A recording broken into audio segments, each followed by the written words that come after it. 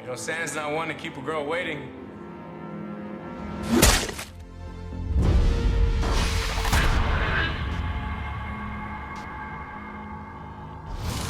Hello, welcome back to YCFT. It's Christmas time in November for us because that's when we record these, and I have to deal with that when doing the audio. Jingle bells. Today we are looking at a remake. This is technically a sequel to a video we did last year. We are looking at the 2006 remake of Black Christmas. Black Xmas. Also known as Black Xmas. So last year we compared the original 1974 film, which we've got the Blu-ray of. Yeah, Yes, I tried to... yes. It's really hard to get a Blu-ray of the 2006 one. I don't know if there's a lot of demand for this one. Yeah, last year we compared the 1974 film with the 2019 reboot, and I think everyone knows. How are our thoughts? Our thoughts on that. Yeah. So this year, let's have a look at The Middle Child. You'd seen it before and weren't a massive fan. I hadn't seen it at all. So I thought, well, why not? Might as well round them out and see, is it worse than 2019? Because I saw a lot of people started to appreciate this film more. Yeah. When 2019 came out, it made people rethink their stance on 2006. So you know how bad 2019 must have been if people started thinking fondly of 2006. That's what I also want to say. We've upgraded. There's nothing in my notebook. No, it's a prop. That's just a prop. Sam does notes. So this isn't a remake in the sense that it just retells the exact same story again. No. This film is... Yeah, it is out there. It's weird. I've told you. Yeah. I warned you. Upon rewatch, do you appreciate it more, or do you pretty much feel the same as you did when you watched it the first time? I think I do appreciate it more. So I was trying to rack my brains when I actually watched this, and I think it probably would have been when it came out, 2006, because my mum watched it.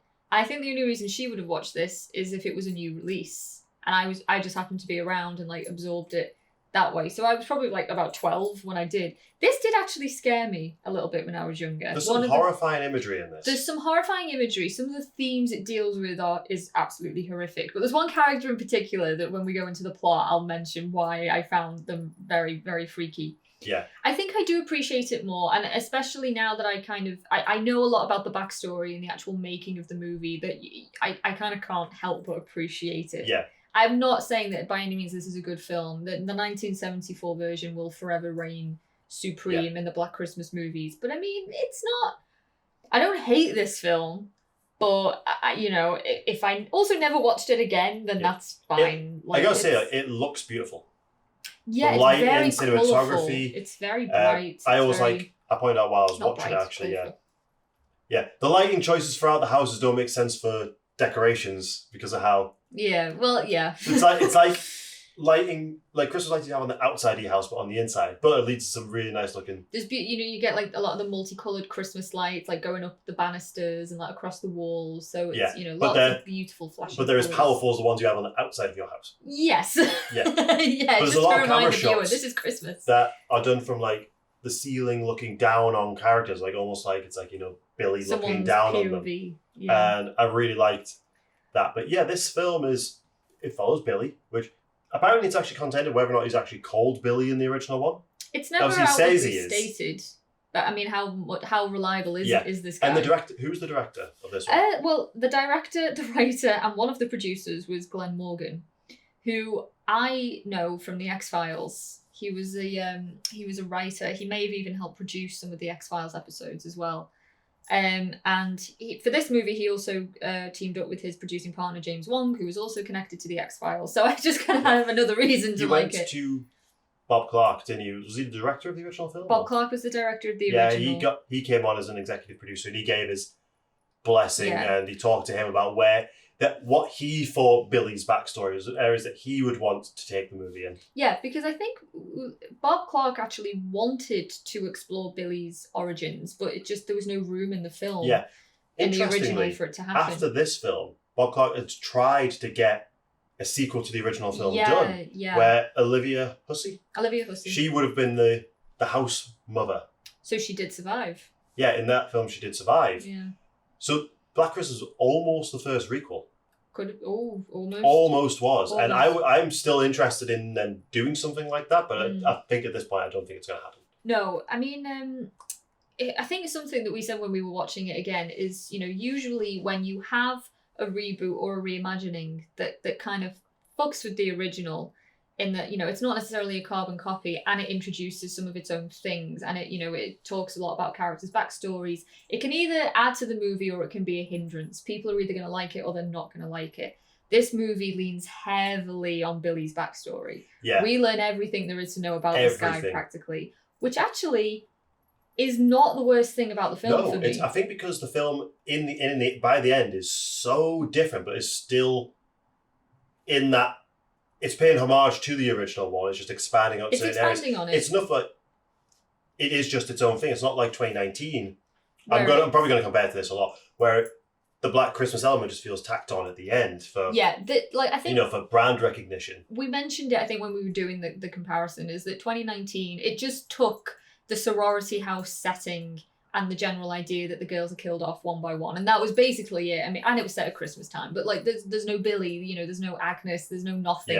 It just kind of stole the core concept. We are going to spoil a fair bit of this film, I think. It's the only way we can talk about it. So we go deep into Billy's backstory. Yes. For one thing, the house is the house that he grew up in. Yes. This is one of the strangest things, the Sin City plot point, where he's got yellow skin because of a liver condition. He was born with jaundice, and one of the reasons why his birth mother is totally unable to love him. She's physically repulsed by her baby, and it's one of the grimmest parts of the whole story. But there's we see multiple flashbacks of where she's tried to kill him as a baby, as a child, like totally neglectful. Yeah. His father is the only caring parent that he has. Yeah. Then Billy sees his mother and her new partner kill their father.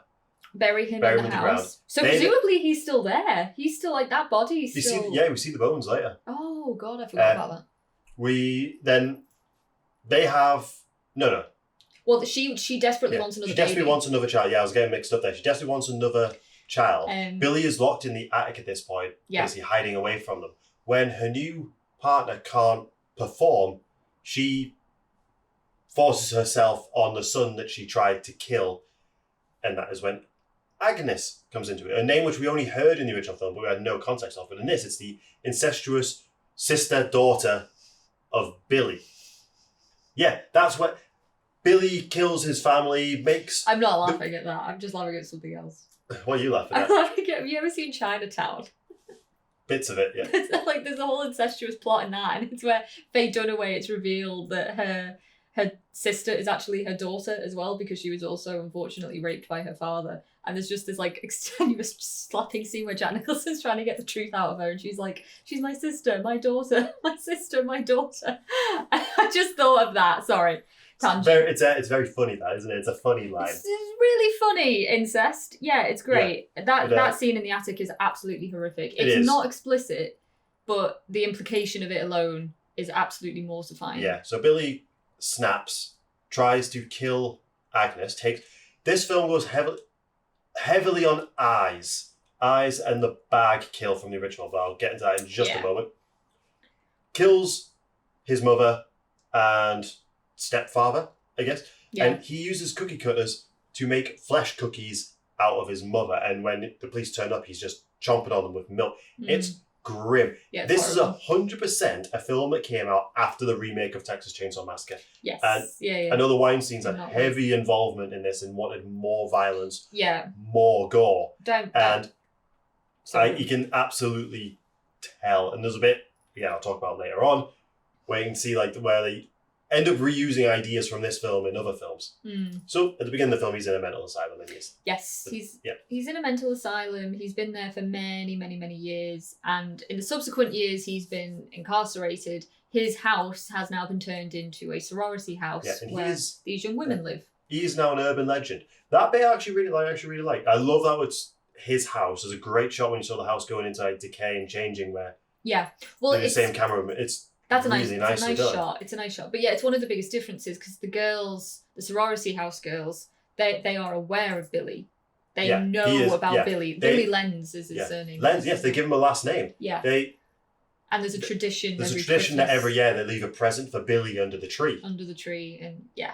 And it's that bit I actually kind of like. Cool. That's weirdly is very like 2020 for 2006. Yeah, it's an interesting. Strangely meta, and I really enjoyed that aspect of it. So yeah, Billy escapes. Billy escapes, and obviously he goes home. He goes home. Very Michael Myers of him. Yeah, Just wants to go home. the night he came home. Yeah. What?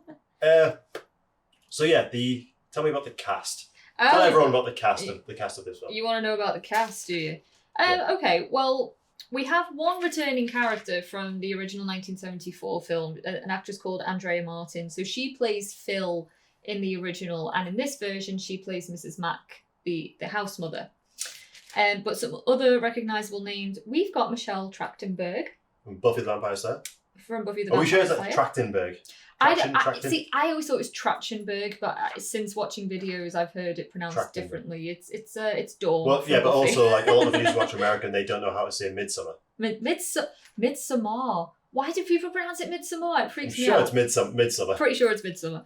Anyway, I think it says that in the movie. Midsummer. Yeah, I know. We'll do a poll on that maybe at some point. We have Katie Cassidy, who I only know her from a few like schlocky horror films from this era, but I mean, I think she's kind of never big, but she was around. Is that the lead in it? She's the lead. Yeah, she was in Nightmare on Elm Street, but I think she's mainly known from like Arrow and the Arrowverse, like the CW shows. She was okay. massive. Oh well, pardon me. She was never- No offense to her, she was never the best part of those shows, but I did actually quite enjoy her in this. The only other thing I think I've seen her in is the remake of When a Stranger Calls, which was I think like 2 years before this or something, which I would love to do one day. We also have Mary Elizabeth Winstead, who at the time was not a big name. Obviously, she has turned into a big name. She's also in Final Destination 3. That's the only other thing I know her from, and the fact that she's married now to Ewan McGregor. And I don't know the name of the actress, but one of the Mean Girls is in this as well. Not Rachel McAdams and not Lindsay Lohan. And not Amanda Seyfried. And not Amanda Seyfried. It's that one. The remaining one. Yeah, that one. I think it wasn't Amanda Seyfried or another Mean Girl was considered, but they didn't want two Mean Girls in the film. They didn't want to. I think it was Amanda Seyfried, wasn't it? Yeah. So they're kind of recognisable names to us now. Sort of fun watching it again. Looking at these faces, like the familiar faces. But yeah, there's no one particularly big in the film. Like there's no like big names. This film is violent. It's very, very violent. There's a lot of implied violence in the original one, and the kills are from what we see of them, pretty horrific. But there's also not a lot of kills. No, one of them's totally off screen in the original. This one again, I think Texas Chainsaw Massacre 2003 changed a lot. It changed the game. It changed the reboot remake game. Like we've done a whole video on this, and you can tell. And the Weinsteins wanted obviously the American remake of The Ring came out as well, so they could want to capitalize on as much as possible. And the weird that we get the origins for the bag kill from the beginning of the film. And literally the film, like, it opens with the bag kill. So many people are strangled with bags in this film. It's so, like, it kind of takes away from that very special and unique killing. They're constantly after, he's constantly pulling out eyes and eating eyes.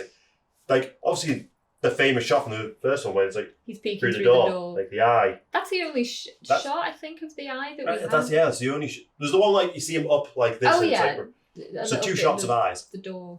This film is eyes, bags, and crawl spaces. The crawl spaces in this house are a labyrinth. Yeah. But it's just far too much eye stuff. There's a lot of eye stuff. A lot of gory kills. I can't. But it kind of leads to an issue I have with the film. Mm-hmm. It feels like gore for gore's sake. A lot of the kills are like very choppy. The film feels very choppy. It's like blink and the movie's done. It's very quick. Yeah, I didn't notice that very, the first time. We've also got three actresses who, obviously, female, black clothes with dark hair. It gets to a point where I can't tell their dead bodies apart. It got really confusing. This was actually like my biggest problem of the movie. It's we have a lot more sorority house girls in this one than we ever do in 1974. We get a red herring as well, which was Oh, extremely obvious. We'll fucking talk about the red herring. But yeah. I think that's all that really needs to be said. Like, there's a red herring character who's a bit odd that might be Agnes. She literally appears in one scene. It's hinted at that she could be Agnes, and she's killed off screen, and she's literally never seen again, aside from one It's moment. pointless. It's not cleverly done. It's a very cheap. I wonder if that was in the original script, or if her character maybe had more to do in the original script. For what we can gather, like, originally Billy was just the killer. Then Agnes was just the killer. Oh yeah, major spoilers. There's 2 killers in this film. Oh, there's 2 killers. Daddy and daughter/sister. It tries to trick you into thinking it's Billy for most of it, but Billy actually doesn't have a big presence in this film, and that surprised me. No. Yeah. No. You finish your point, because I need to get on to how they actually marketed this film. Well, I was just going to emphasise what you were saying, is that, my biggest issue is the fact that there's just too many girls. And because none of them particularly stand out, and because we don't spend any real kind of time with them, they all sort of play to certain stereotypes. Like, we have the Barb character from the original, you know, like the one that may potentially an alcoholic and, you know, very kind of sarky, just doesn't want to have anything to do with Christmas. But then Michelle Trachtenberg is also a little bit like that. Yeah. And the mean girl is kind of just a lighter shade of that character as well. Then we have Mary Elizabeth Winstead's character, who's more sort of like the prudish one. But then we have Katie Cassidy, and then we also have another one called Meg, and a lot of them are killed off very, very quickly, very forgettable. Multiple opportunities to leave the house as well. Lots of opportunities to leave the house, but then I found myself, when the girls were referred to by name, I found myself so many times throughout the movie thinking, Who's that? Wait, which one's Dana? Which one's Heather? Like, I lost track, and that was a problem. Yeah. Throughout the whole film. And I found it interesting. Like, obviously, they had to get around this, what phones were like, because obviously the phone calls are a big part of the original film. They're less so in this, to be honest. Like, they weren't as effective, but they had to deal with the problem that people had mobiles and phones tended back then told you who was ringing. But I like how they played out after he killed someone, he took their phone and was ringing off their phone. I really liked that. I thought that was quite clever. Yeah, so, you know, they're at But home. then someone had a mobile whose screen was so bright they noticed it through the ceiling. Yes.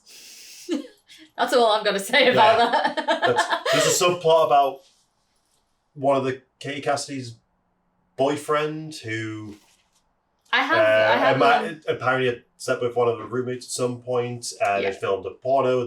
It doesn't add anything to the film at all. I have a whole page here of just underlined with stupid, just moments that I found particularly stupid. That's one of them. Yeah, there's a subplot of a sex tape. I like that. It's stupid. Just stupid.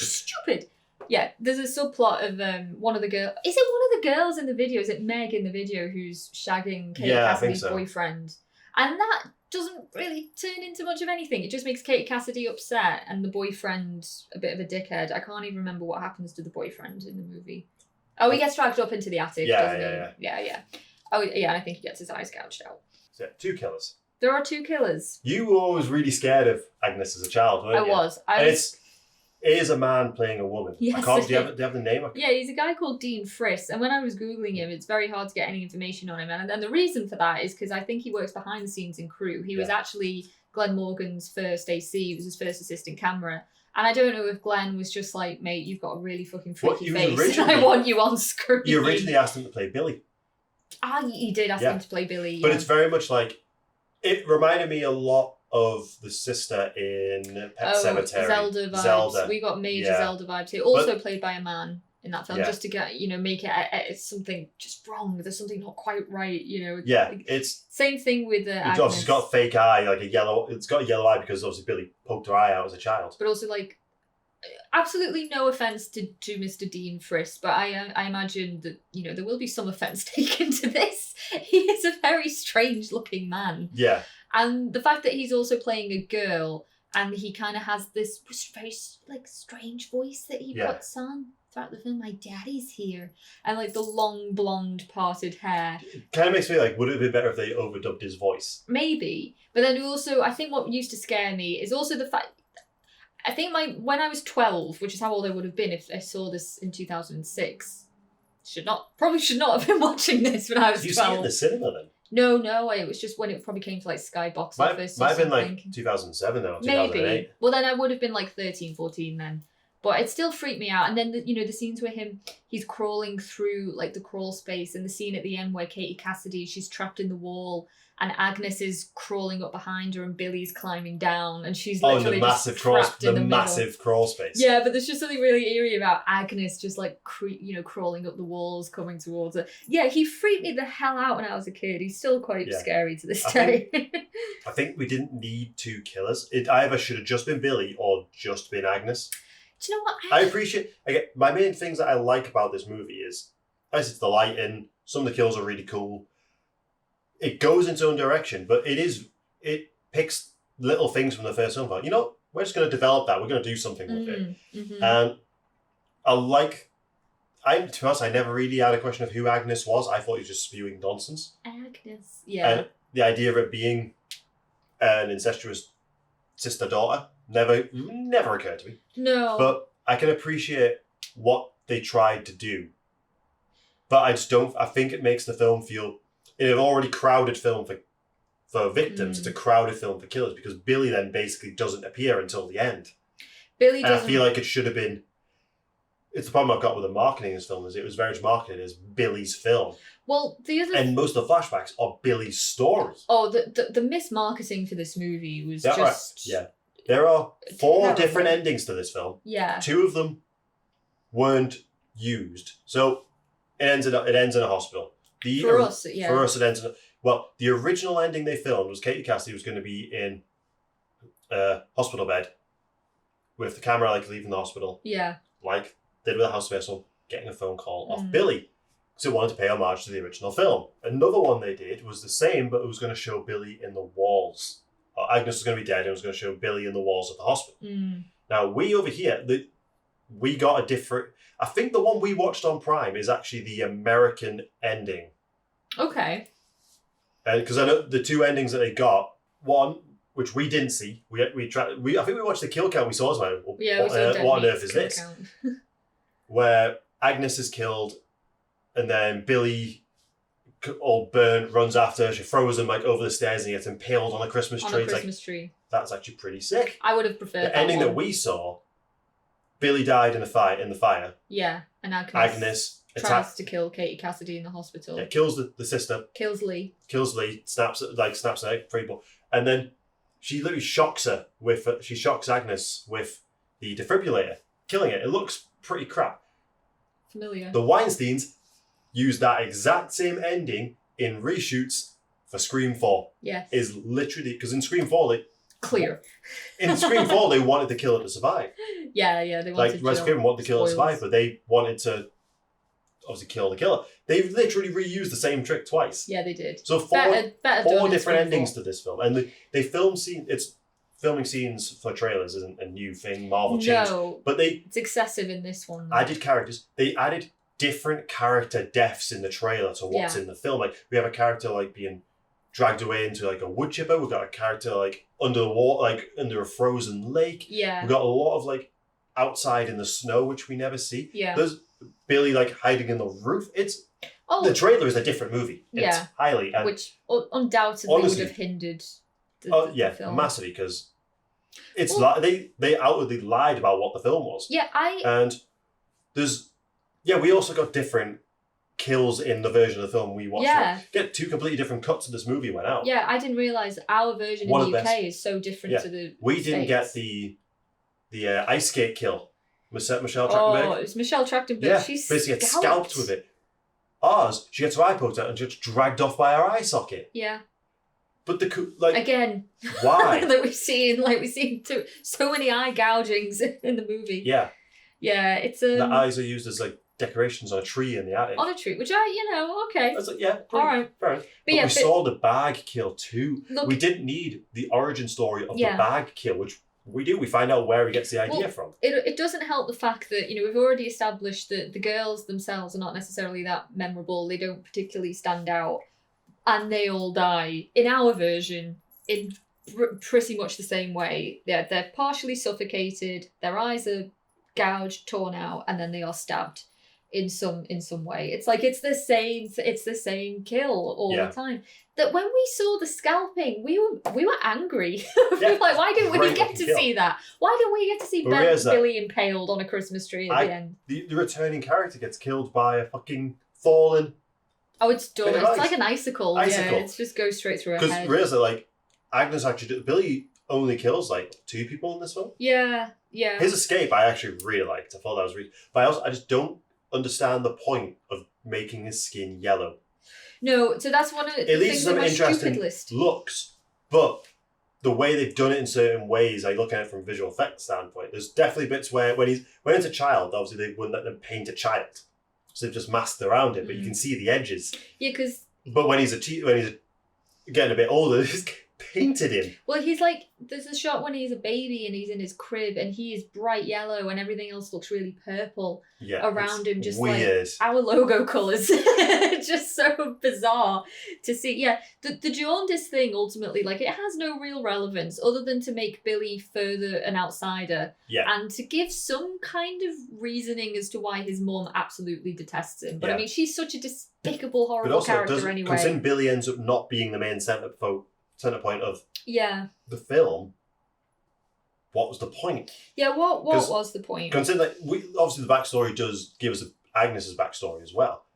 There's still a lot of but it's Billy's story, but there's still a lot of obviously she went off to an orphanage, she went off to a mental asylum. How do they both end up back in the same house on the same night? Because she clearly gets there first. How do they get comms to each other?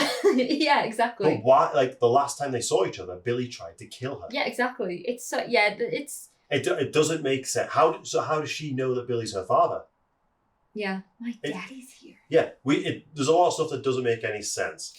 No, there's. And I think it's. Yeah. I'm gonna blame because from what we've been able to see, they really wanted to make an interesting reimagining of the film. They got a lot of the. So I think they approached the original writer as well for his blessing. So they wanted to make something. Was on set. Yeah, I think he was quite happy with the direction it was going in. I think it's a lot of the rewrites and the reshoots that have kind of butchered this film. We know the Weinstein's involvement was kind of the downfall of the movie. Yeah. Demanding lots of different changes, trying to change the tone of the movie. I think that, we can hold them responsible for a lot of things. Yeah. The Weinsteins. But I think that is a big... They were the biggest culprit as to why this film turned out the way it did. And that's why I feel a bit more sympathetic to it, I guess. As I say, I don't love this movie, but once I was watching it with the knowledge that this is very much not the film that the director intended to make, it's, okay. Yeah. I feel bad for the guy too, because he hasn't directed another film since. He's stayed in television. But there's been a couple of times where directors have worked with the Weinsteins and just never wanted to work on film again. Just bad producing experience. If a director is not close to a producer, then it's it's practically game over. That's a difficult shoot. There is stuff to enjoy in this film. There are bits of it that I really liked. Yeah. It's just overall the film felt because it's only 80 minutes long. It's over short, quick. It's just a bit strange. Yeah. So what else is on your stupid page? My stupid page. Oh, good. Well, there's a scene, and then it's where the girls are finding out. I can't remember who it is that's telling them. It could be Mrs. Mack, the house mother, but she's telling the girls Billy's story. So we see a lot of flashbacks. So this is where we see him being locked in the attic, him being raped by his mother, him going on the killing spree. We see all of this. As viewers, we're horrified. And then Michelle Trachtenberg just comes out with the most ridiculous question. Did they ever find out why Billy killed his family? After literally just being told about how he was abused, how he saw his mother kill his father, how he was raped by his mother. I thought, why did he kill his parents? To me, that was just dumb. That was so stupid. Do you feel like that maybe that bit was supposed to come before the backstory? Potentially, it's just that was unfortunately placed if so. That was just absolutely ridiculous. Yeah, the Eve character, who's the red herring, she's literally in one scene, posited that she could potentially be Agnes, but she's killed off screen. We don't ever see her again after that. Then the character of Lee, who is the big sister of Claire. And Claire is our opening kill, so she's the first one to get the bag over the head, and she's the one that ends up in the rocking chair in the attic. It's literally in the opening scene of the movie. So we don't actually have a chance to know. we don't have much time with the character in the first one, but we at least get to see her alive for more than a frame. Well, I think Lee, the big sister, she's very much replacing the dad in the original, the one that, Claire is missing and he comes to the sorority to, figure out what's going on. Where's his little girl? But Lee, she's an interesting-ish character, but there's just something really annoying about her. No, I'm not leaving this house until I know for sure my sister's dead. Until I see her, she's alive. I know she's alive. This is after, they've come across like 4 dead bodies at this point. It's like, for fuck's sake, she's clearly dead. Just leave the house. Just leave. Yeah, we've established that the jaundice factor has absolutely no relevance. We've talked about how, we don't know how Billy and Agnes actually meet up again. There's a lot of stupid things in the film. One thing I did find a bit interesting, though, is obviously going back to the first film, the girls don't figure anything out about Billy. Olivia Hussey only realises that someone the caller is coming from the house when she's told. When she's told by the police, it's the police that put 2 and 2 together. And none of them ever learn the name Billy. None of them learn anything about the guy. In this one, they do actually piece it together. Obviously, they've got the benefit of knowing about Billy. They know his backstory, but there is a scene with Kelly, who's Kate Cassidy's character, the main character, and she's like, he's in the attic. Like she figures it out that he must be in the attic. And I did just wonder if that was maybe a spin on the original of maybe trying to give the girls a bit more empowerment, and actually figuring it out and, piecing it together. And I know we then get that dumb scene where, we can see the phone in the attic, the light going on and off. But I think overall, it was to try and underline the fact that, hey, these girls aren't dumb. Like, they actually, they solve the mystery. Yeah, but they're still not going to leave the house. Yeah, yeah, they did that. They felt more proactive. We're sisters. We stick together. I think in the early 2000s, I don't think you could make a film as slow-paced as the original film is. And I like the pacing of the first film. I do too. I like how it's slow. It's almost an easy watch. It is. I think we established it when we did the original over a year ago now. I actually prefer Black Christmas to Halloween in many, many ways. I think it's a really stellar movie. It really is, and I'm glad. A lot of people seem to have the same story of like not knowing about this film and then discovering it and it becomes one of their favourites. Like it's just a great film. Yeah. This one is an interesting incarnation, but I would happily watch 2006 over 2019. Yeah. So I think in terms of, obviously they're not one continuous story, but your preference is the order that they've been made. I still find it really weird. We've never actually had a sequel to any of them. The thing is Black Christmas 2006 could easily have been a sequel. Yeah, you're right. It actually really could have been a sequel. It literally just could. It could have been set in the same house, and it could have just been a continuation, easily. But I don't mind. As I say, I don't mind what they did to Billy and his backstory. It's just it's a very short film, but a very convoluted movie, and it's do. Yeah, the kills, as violent as they are, become very samey. Yeah, once you see one eye gouging. They said that the director said doesn't like gore. Yeah. And the Weinsteins obviously wanted more gore in there because they thought that was... How much... Do you know how much it made? Yeah. So it did really, really well in DVD sales, didn't it? So the budget, I think that's where it found its home. So budget was $9 million and the box office was $21.5 million, which actually, that made profit. Didn't exactly break the bank, but, did okay. But it did. I think it made something about 25 million in DVD sales. Yeah. That's insane. Yeah. So it made more than its box office in DVDs. So it actually made them just shy of about 50. It did. Yeah, not terrible. I wonder what their budget was for the advertising, considering the amount of scenes they shot just for the trailer. Yeah, I know. So that probably need to inflate that budget a little bit. Yeah. So maybe they probably didn't make any money off the initial theatrical run. Maybe. But yeah, do you have any more notes on it? Just a couple of things. One in particular, how I've noticed that sorority and frat houses are very much a big thing in horror. Mm-hmm. They are used a lot. Like some to horror comedies. Like I know Scream Queens, which I've only just started watching, which I know is a big kind of like exaggeration. Very hyperbolic version of what a sorority house is and frat houses, but they do just tend to lend themselves to the genre. So American, but I do like that. I find that interesting, and also just something I spotted It's like, do we need to jump into Sorority House Massacre? I think they're a franchise of Yeah, films that came from Slumber Party. That is a thing. And yeah, just the names. The names and the updated names that we get of the characters. Oh, they're all named after people who've sang Christmas songs. Oh, they are, which I didn't even clock on. So yeah, one of the surnames is Fitzgerald, Ella Fitzgerald. So one of the last names is Kit, Eartha Kitt, Claire Crosby, Bing Crosby. I didn't even clock on. But yeah, no, I was meaning more of obviously when the film was made in 1974, we get characters called Phyllis or Barb or Janice. In this 2006, we get names like Melissa and Kelly and Lauren, like very updated modern names. It was just like a tiny little observation, but I did quite like that. Yeah, I appreciate what they wanted to do with giving Billy a bit of a backstory. Like we know everything about this character, but yeah, I think like I would have preferred if they'd just done a sequel, and it just surprises me that I know the film Black Christmas didn't do amazingly when it came out. Yeah, but a film didn't need to do amazingly to get sequels. It just had to make so. I think it's time. Maybe it is time just for it might be too late for a sequel now. Maybe just another proper incarnation of it. Maybe. Because I think, maybe in 2006, psychological, slow pace, slow burn horrors weren't where it's at. Especially, in the light of Texas Chainsaw Massacre 2003 and Saw and, all those other big movies. Whereas now, I think it would be, we're fine with slow burns. Yeah. We've proven like we can if they're done well, then brilliant. I'd love to see something like that again.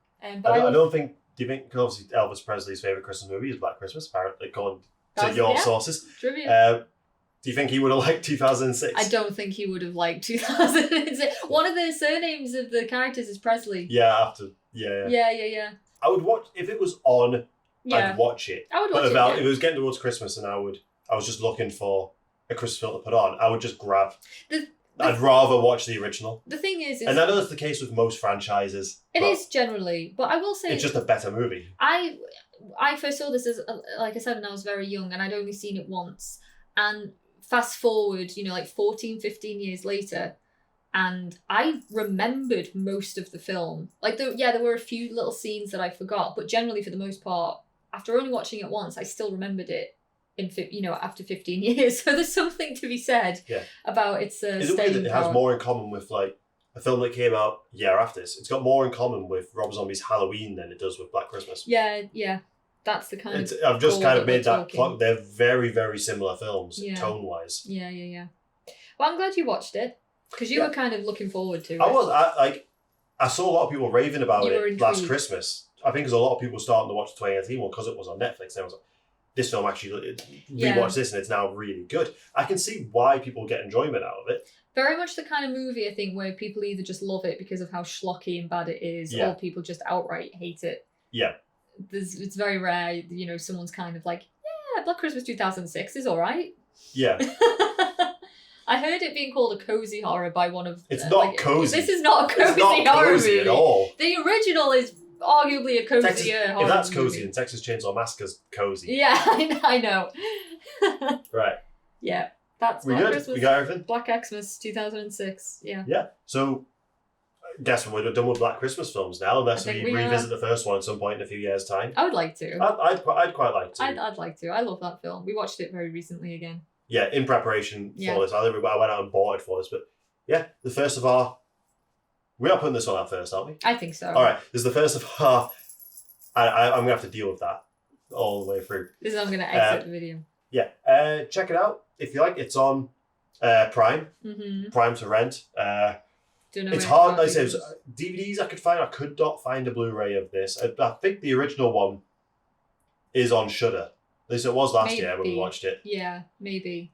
To be fair, the 2006 one, I realized the entirety of the film's on YouTube. Oh, I know. We realised that afterwards, after we paid for it. It's the version with the better ending. Yes. Yeah, so let us know. If you've seen this film, which ending have you seen and which do you prefer? Yeah. What do you think of Agnes? What do you think of the fact that it's two killers? Do you like the backstory they gave Billy, or is it just too icky? Because that's the thing I think that will prevent me from watching this again. Icky. Yeah, it's... I don't like the the abuse. It's No, hard to it's hard to hard. stomach. It does what they wanted it to do and to make us uncomfortable. Definitely. Yeah. So thanks for stopping by, guys. Welcome to Christmas season. Jingle, jingle, jingle. We will see you next week.